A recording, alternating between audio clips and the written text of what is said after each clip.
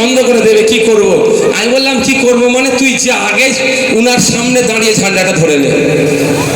জিজ্ঞাসা করবে আমি ভাই রাজনীতি করতে এসেছি আমার পার্টিকে বাড়ানোর জন্য নয়, মানুষের মুখে রুজি রুটি তুলে দেওয়ার জন্য।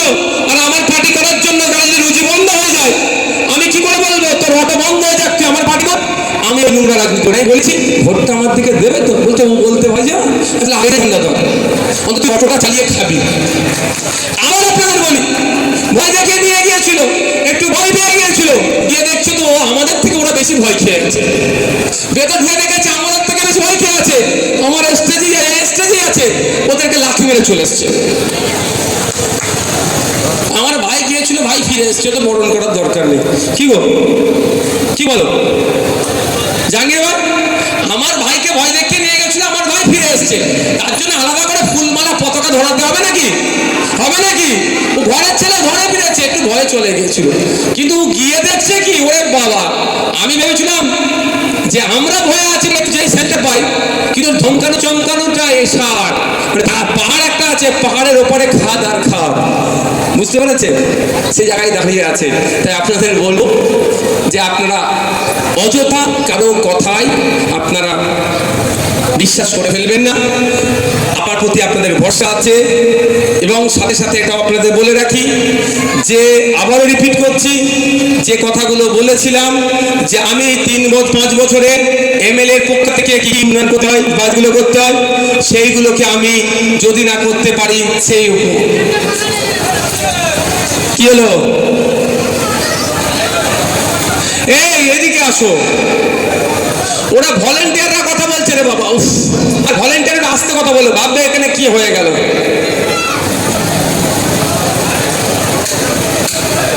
একজন রক্ত দিতে গিয়ে মাথা ঘুরে গিয়েছে, এই শোনের দিকে তাকাও, একজন রক্ত দিয়েছে, রক্ত দেওয়ার পরে মাথা ঘুরে গিয়েছে। এই ধরনের 100 রক্ত দিলে 2-4 জন এই ধরনের হয়। কেন হয় বলবো? তাও এটা নার্ভ ফেল করে, নার্ভ ফেল করে। আমি রক্ত দিয়ে ফেললাম, কিছুই ব্যাপার নয়, 100 জনের মধ্যে 2-4 জন এটা হয়ে যায়, এটা কোনো ব্যাপার নয়। তার জন্য অ্যাম্বুলেন্স আছে, ডক্টর আছে, তারা ছেড়ে দেবে, আমাদের এক্সপার্ট টিম আছে। আমরা যখন ওইটা কোন বাজারে করেছিলাম, সোনপুর বাজারে না, সোনপুর বাজারে যে প্রোগ্রামটা করেছিলাম, ওখানে তো 3000-এর মধ্যে 10-15 জনের মাথা ঘুরে গিয়েছিল। এটা স্বাভাবিক ব্যাপার, এটা কোনো ভয়ের ব্যাপার নয়। বন্ধুগণ, আমি বক্তব্য দীর্ঘায়িত করবো না। আর কিছু বলতে লাগবে? আর আমি বড় প্রোগ্রাম করতে পছন্দ নয়, আমি বারবার দেখবেন ছোট ছোট প্রোগ্রাম করি।